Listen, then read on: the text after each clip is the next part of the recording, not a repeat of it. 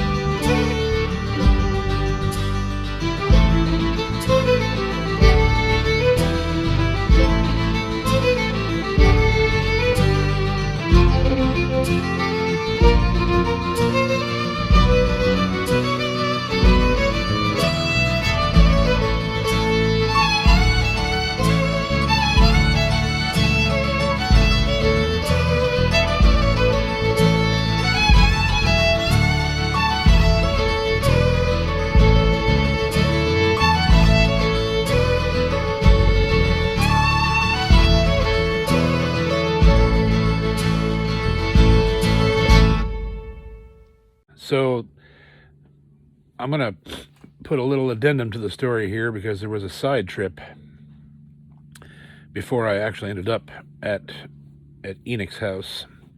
So to put the prologue on my tenure at the Northeast Mississippi Junior College, one of the things that the dean did, mostly out of retribution against what I had said to him concerning why I thought I was even there, which I still say to this day was true.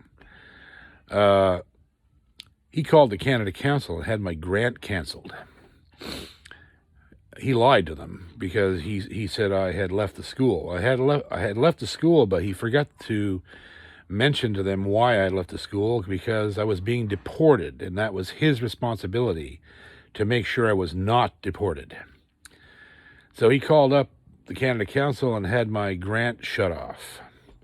I found this out by calling Canada Council, and indeed, they were withholding the last $5,000 payment. So I had some money left in my bank account, so not much. I think I might have had, I don't know, $1,000 or something left in there or something like that, and I went and emptied out the account.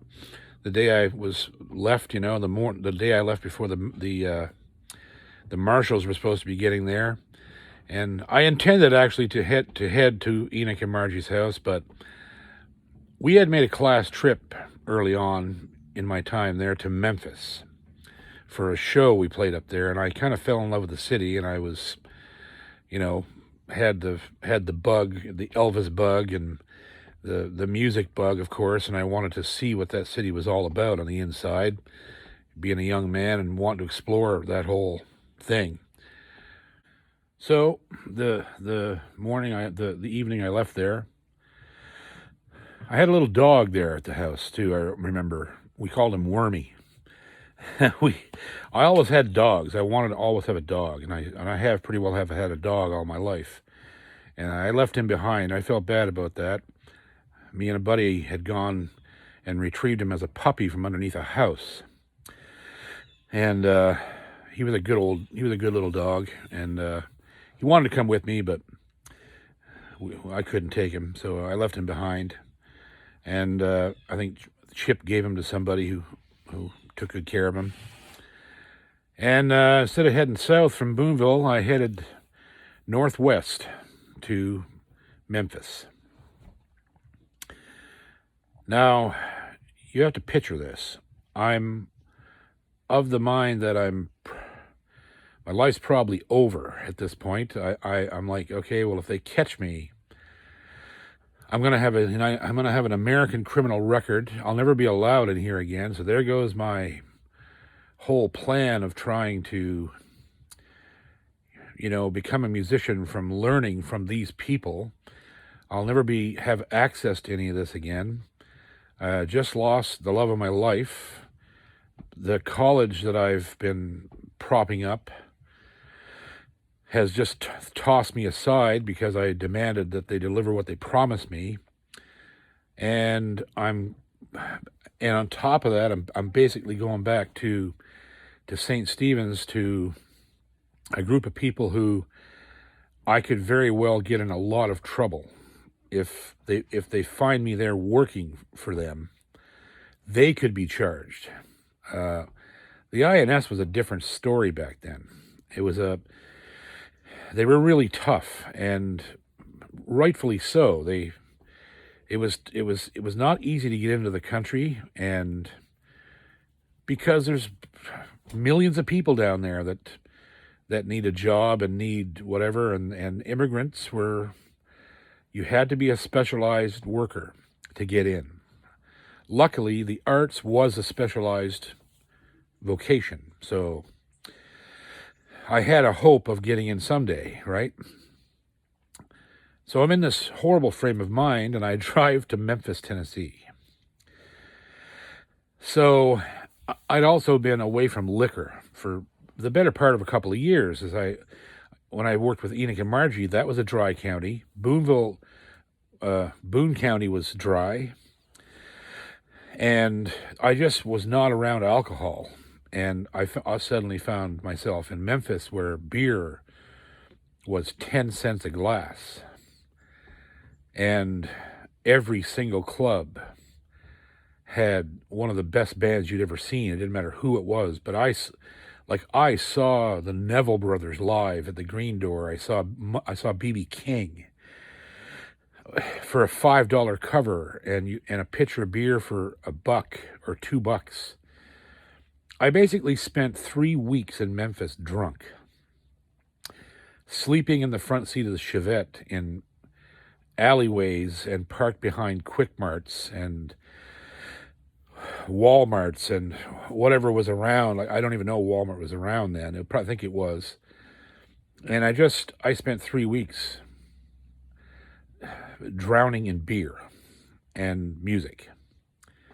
It was an unbelievable time, but it almost killed me. Like I was literally, getting up in the morning, finding a Waffle House or something and having a breakfast. And then by lunchtime, I was in a bar. It was a wonder I was able to achieve any of this, because I wasn't 21, which was the legal drinking age. But nobody questioned me. I just go into every place, never got carded, never get ID'd, and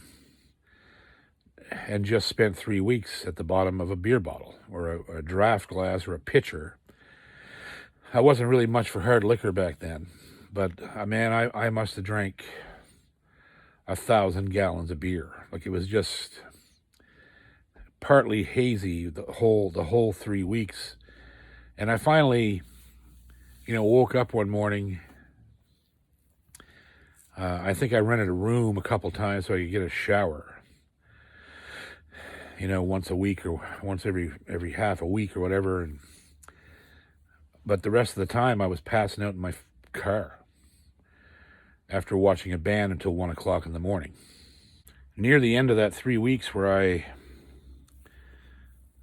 sort of sat up in my car one morning and some thoughts ran through my head.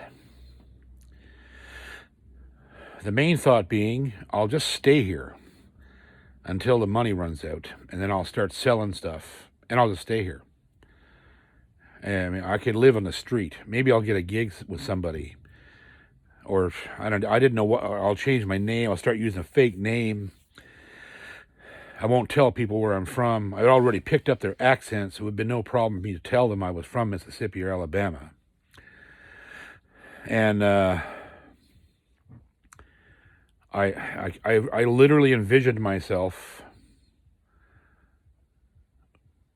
living homeless in Memphis and just maybe playing on the street or something, And that thought suddenly terrified me. It was like, wait a second, you can't do that. That's against everything that you started out to do. If you do that, you really could do it very easily right now. The hard thing to do is to leave here and go down and get your shit together and work with Enoch and Margie until you get your shit together and then go home. go home and try again. Try to get it done right. Get it done right. So I had a little bit of a panic attack, and I just kind of and I'd been having them for many years at that point. They were about to get a lot worse. So I left Memphis. And I drove down to St. Stephen's, Alabama, and was welcomed with a lot of love and a lot of understanding and good music and healing and food and people that loved me. Didn't really care about anything else. They just cared that I was there. And so I'm not exactly sure what time of year this was. Probably late spring. It would have been. It wasn't. It might have been even March or so when all this happened, because I ended up staying till May, June, July, about 7 months, and something like that. End of summer, I had been on the road with them and just stayed on there and get my head straight and got dried out. That was the big thing, because there I was back in a dry county, couldn't buy alcohol anymore. There was a couple of very important meetings that occurred during that leg of my time with Enoch and Margie. One of them was a little town we played in North Carolina called Sanford. And I met a guy up there, a couple of guys, a father and son. Bill Tripp was his name. And he had a son named Craig, I believe.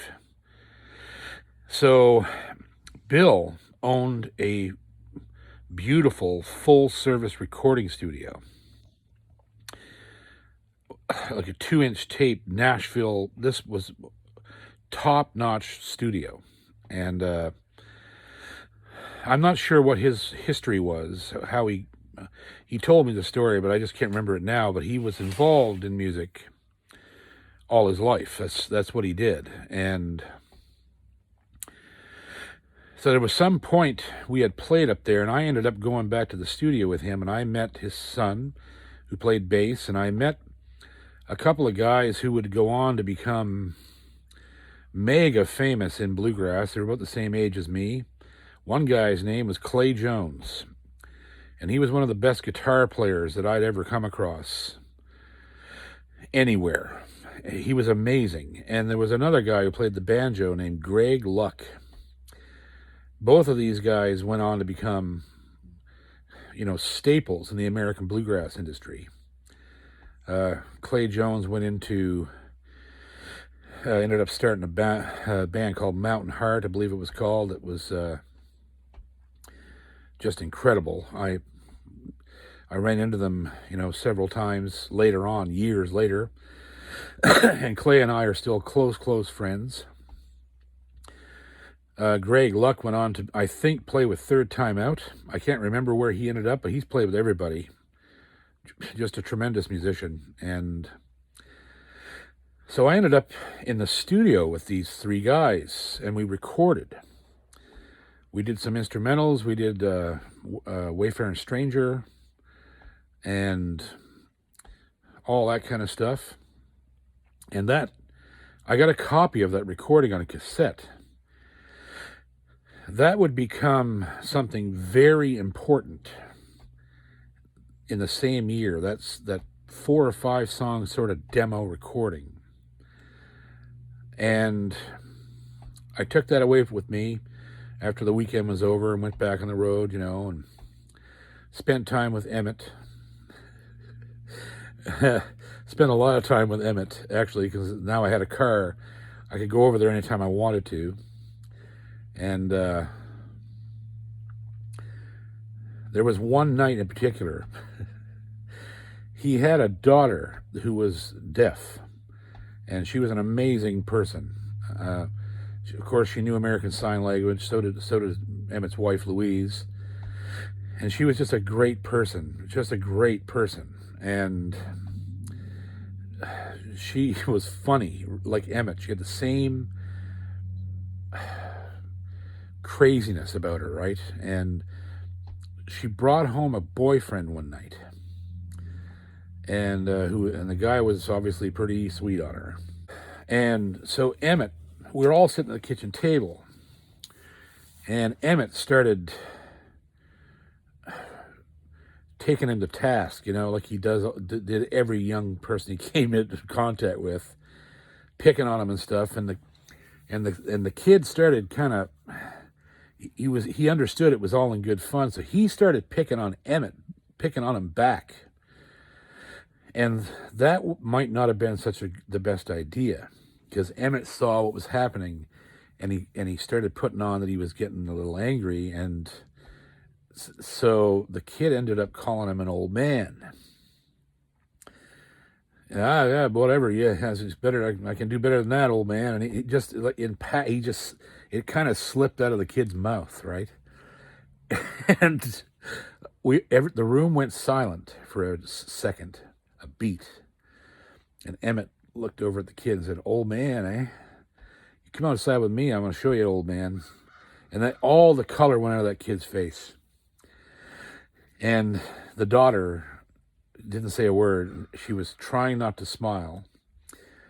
Everybody was trying not to smile. We knew something was coming. We just didn't know what it was, but it was going to be funny as hell. So Emmett and the kid went, "Oh, Mr. Emmett, I didn't mean anything. But no, you come outside with me, boy. I'm going to show you, old man." And Emmett was a big, powerful dude. Like I described earlier in this series, how the man could lift engine blocks by himself out of cars. You take all the parts off and just pick the block up and put it on an old tree stump he used as a workbench. So here's Emmett, takes this kid outside. Nobody went outside with him right away, because we didn't know what was going. We wanted to let it unfold a bit before we walked out to see whatever spectacle was going to occur. So all of a sudden we hear the kid going, "Holy God, what are you doing?" And we rushed outside, and they lived in a bungalow house, and the door was at the short side of the house. The peak of the roof was there facing us. Emmett had his dick out and was pissing up onto the roof of the house. And looking at the kid going, "Let's see you do that." "Old man," he says. So the kid, not to be bested, pulls out his junk and starts trying to piss up onto the roof. And he's pissing all over the side of the house. And there was an open window. And he was peeing in the window. And Louise was inside screaming at them, "What are you idiots doing out there?" And Emmett's just fire hosing the side of the house up onto the roof. Like, I almost died laughing. I never laughed so hard. And, this vision, and it was just incomprehensible, right? Like, this is going on. There's two guys trying to piss up on the roof of the house from the driveway, and one of them's actually doing it, and the other guy is just pissing all over the side of the house. It was horrendously funny. And so that was Emmett, of course. He just never had a dull moment with that guy. He was just unbelievable. So the time finally came when I decided, we were playing up in North Carolina again, and I was torn.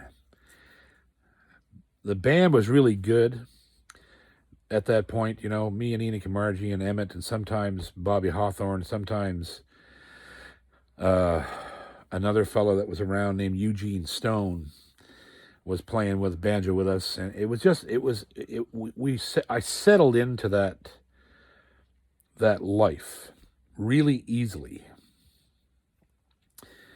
And I was spending a little more time around the Meharrys, Paul Meharry and his family band. and getting to know them. And I think the thing that I just got homesick. I guess that's the best way to say it. So it was late summer, possibly close to fall. And I decided to just keep on going. After we played in North Carolina, I decided, well, I'm halfway home. I'll just drive home. And I said goodbye to Enoch and Margie, and I think Em was on that trip. It was sad. I knew because I was in trouble with immigration. I was afraid I would never see these people again. And but I couldn't stay away from home. Because I was in trouble and was sort of directionless. I needed to get back where I belonged. Like, that's probably not the right word for it. I needed to go somewhere where I felt safer. So, loaded up the Chevette, drove it home. That was a terrifying trip because the car had an amazing amount of miles on it. It had 200,000 or 300,000 miles on it, not kilometers, miles. And we had jury-rigged that thing in every way possible to keep it running. So I got home, went back to Mom's place, moved in there, and immediately started regretting coming home because there was nothing for me musically there. It was hard to make money, really hard. And I did some different things to make money. I went working for Murray. I did some work for the bakery, and so it wasn't too long, not long at all. At the end of 1989, when I decided I was hearing some music on a program on CBC called Atlantic Airwaves. And my mother said to me, why don't you send them some music and see if they can do something for you? Maybe you can get on the radio. Maybe the CBC can help you.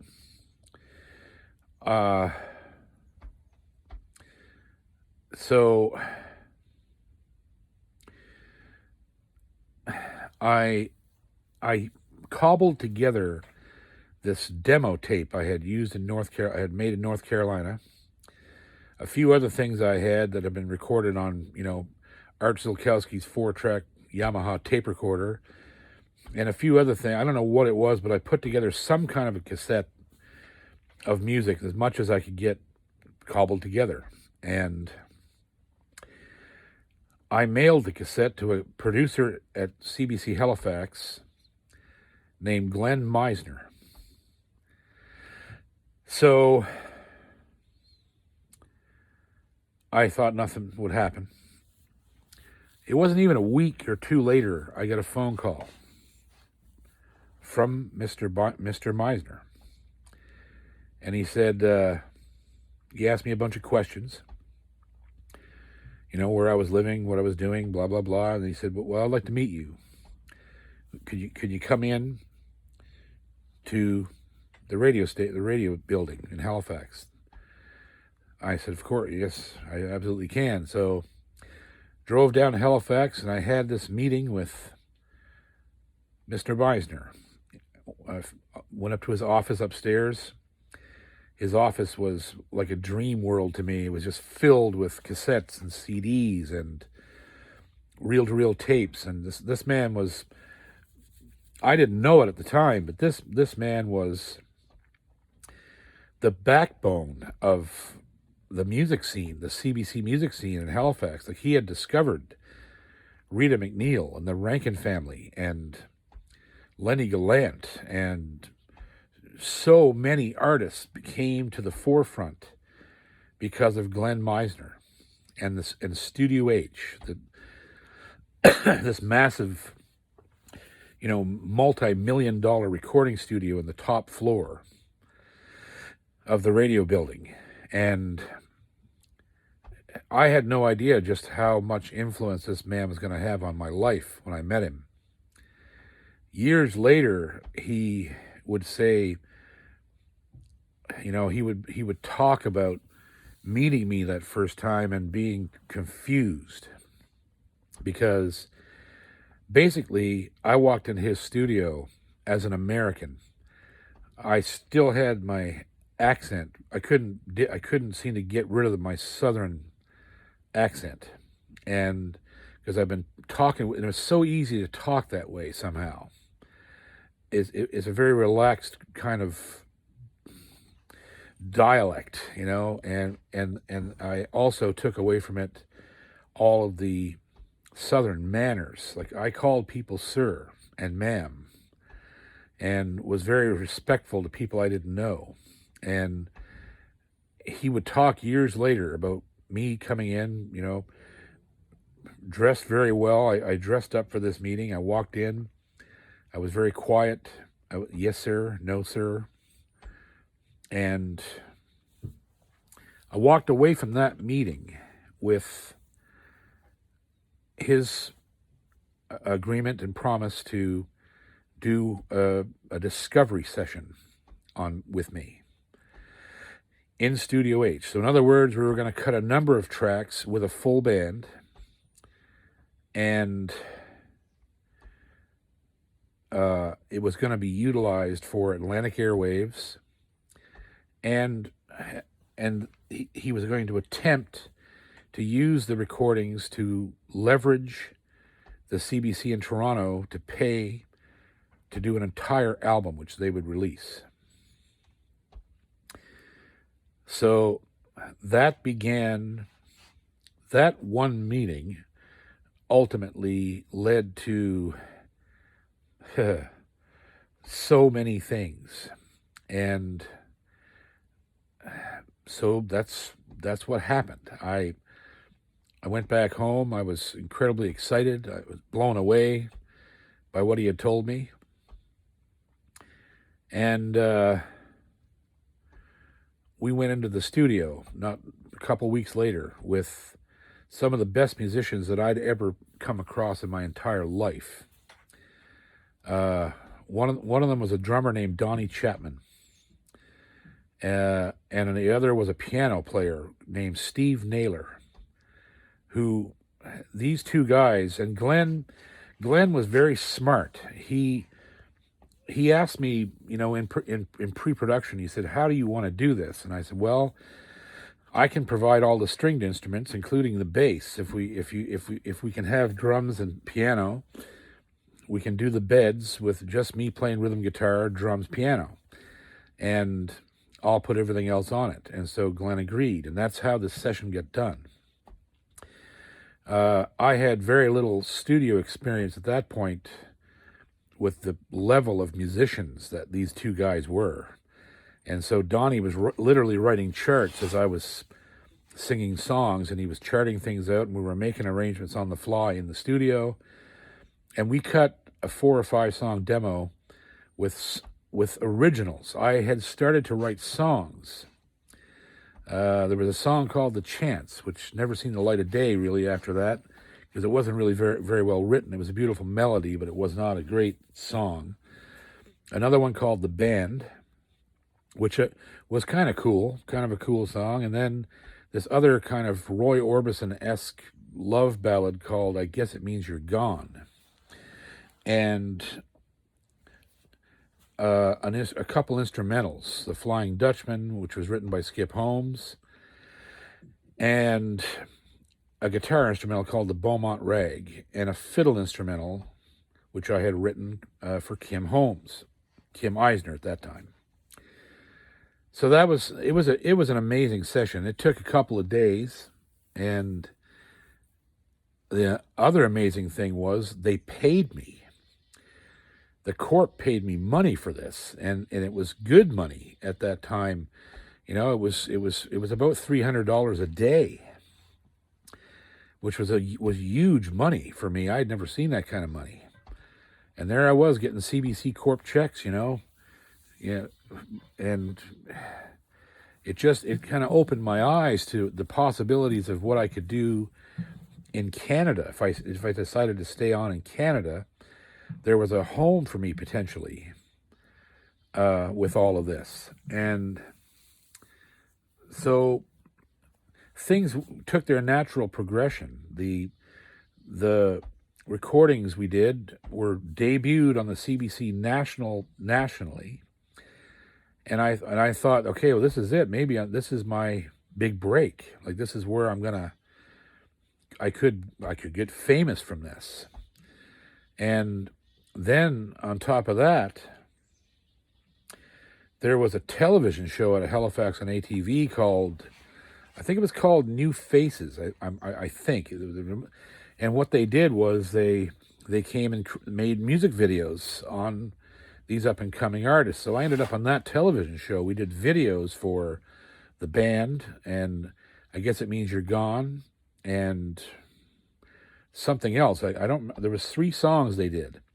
It was a half-hour program with interview and these 2 music videos they created, and it was super cool. And I really started to think, well, here we go. This is it. I'm going to become a solo artist right away. I'm not going to,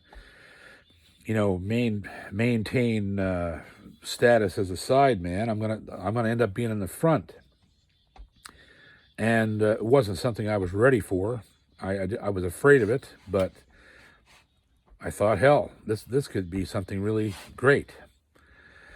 So that was all percolating in the background, right? That whole scene. And then all of the session work started to come in. I was the only multi-instrumentalist of my ilk anywheres in the Maritimes at that point. I could play banjo, mandolin, fiddle, guitar, dobro, bass, sing harmonies, write string sections, do all these things, and the Corp only had to pay one guy.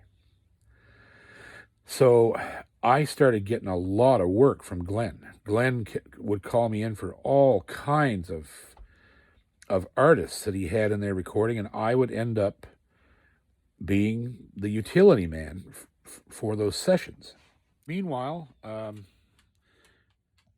the Corp came back after a while and said no to the record project, and we were very disappointed. So Glenn called me back in and said, come back in, cut 3 more songs, just you and guitar and a bass player maybe, or something like that. And so we did. We went back in, and I cut another original, cut a instrumental, cut a gonna lay down my old guitar, which is a trad American bluegrassy thing. We sent that off, and they still said no. But by this time, me and Glenn Meisner and the engineer in there, Carl Falkenham, these 2 guys were just genius guys. And by that time, we had a working relationship at that point that was incredible. I was going in there all the time to record with all these different people they were discovering and helping and pushing forward, and I sort of got content with that. But along the way, I decided, well, Rita McNeil came out of this situation, and maybe if I talked to her management, I might get somewhere. So I sent all these CBC recordings to Brooks Diamond, who is one of probably the most famous artist management guy in the Maritimes ever. And so I sent all these recordings off to Brooks Diamond, and never got a call back. And so I called him up, and my megalomania kicked in a little bit, and I was like, if this guy doesn't take me on and do something, I can't understand why. So, but going into this, let me explain something. I at that time was blind to my own weaknesses, and one of my biggest weaknesses was I was a fucking horrible singer. I could sing on key perfectly. There's nothing wrong with my pitch. I just had my vocals were bad, in my opinion, and in others. They sounded like, somebody had, castrated one of the chipmunks with a set of vice grips. It was just, they just had no presence. No, I didn't have a good voice. It was not strong. It just wasn't there. And because I had never used it. I was not a lead singer. I was a harmony singer. I had only ever done harmony singing, and singing lead for me was just, I did the best I could. And so when I called up Brooks Diamond and asked him why he hadn't called me back, he just said straight out to me, the first person that had ever really called me out at all. He just said, well, he said, buddy, he said, I don't hear anything here. And I was like, what do you mean? What are you talking about? And he said, I hear a bunch of, fairly good music and corp style recording with the vocals all buried is useless. This is not, I can't market this. And I, of course, got really offended and angry and was like, what the hell are you talking about? How the hell do you expect, if you gave me a chance and did this and that, blah, blah, blah. And he just said, look, pal, said, I've been in this business longer than you've been alive, and you're not going to tell me how to run my fucking business. Said, I don't hear anything here, and you need to go back to the drawing board and piss off, because I'm just not doing this. This conversation's over. And so that was mine and Brooks' first meeting.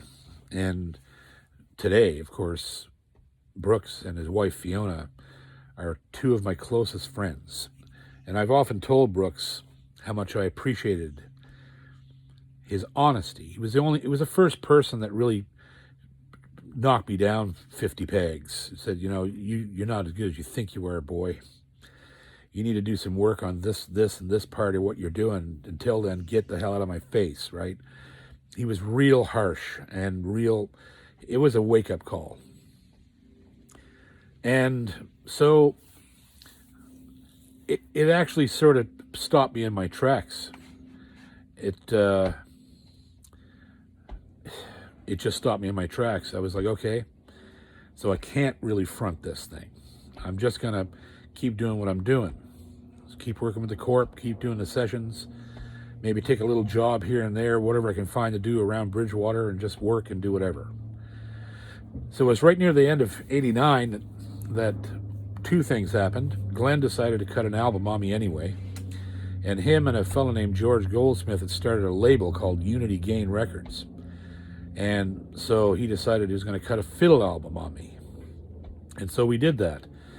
And it came out in the spring of 1990. And it was well received. I think we even got nominated for an ECMA award. But at that time, the ECMAs were being held, the East Coast Music Awards were being held at the Pub Flamingo in Halifax. They weren't a big deal, but they were our own award. So, it was all good. But I don't even know if we won or if I went. I can't remember. But the album was well received, and it sold pretty good. Only came out on cassette again. Didn't have the money to press CDs or LPs or all that stuff. So that was good. But late in the winter of '89, just before the turn, while I was working, doing all those things, making the Fiddle album, it was called, I got a call to go to CBC and be the band, the entire band, for this solo singer-songwriter named Tom Gallant. And so I showed up there, and he had some killer songs. And he was a great guy. Come to find out, he had a massive history with the CBC. He'd had his own national CBC show that took the place of Tommy Hunter during the summers in the 80s and 70s and 80s. And this guy was serious. This guy was a serious, icon in the CBC world, and just a really cool guy. He was an actor. He was a playwright. he he was just a Renaissance man. So I'll leave it at this. He wrote a song called Hero Stompin' Tom. And I was always a Stompin' Tom fan. I grew up being one.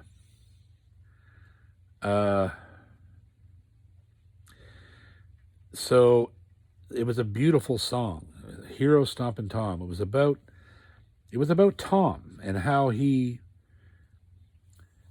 lifted up Canadians and lifted up all these things that he'd done in his lifetime, in his career, because he was gone from the scene. He had retired in the mid 70s and gave all his Junos back and just left, and nobody ever seen him again. And so we cut this song, and at the time, I never thought twice about it. It didn't seem like a big deal to me.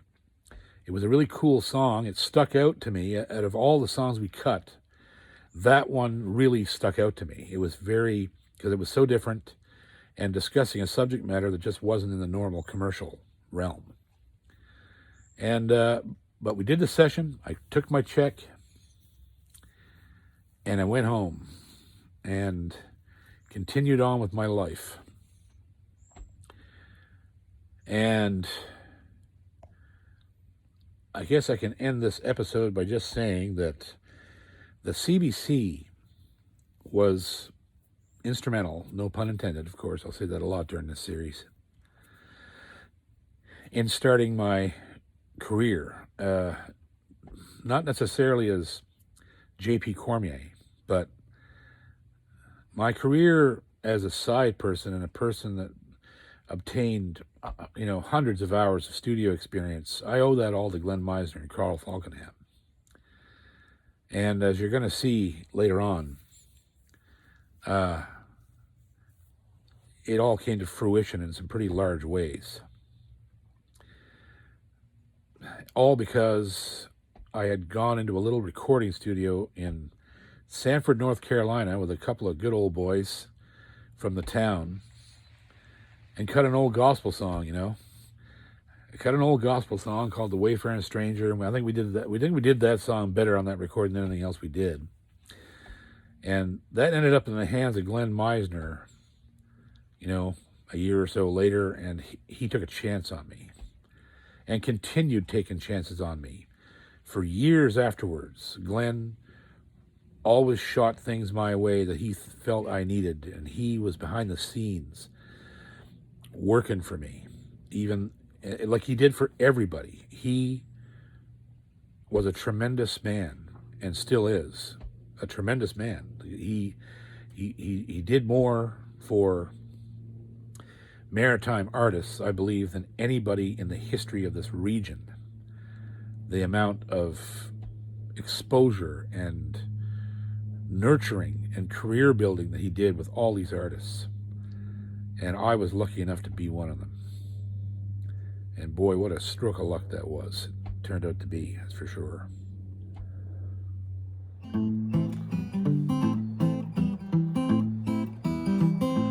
am a poor wayfaring stranger, traveling through this world below. There is no sickness, toil, or danger in that good land to where I go. I'm going there to see my mother. I'm going there, no more to roam. I'm only going over Jordan. I'm only going over home.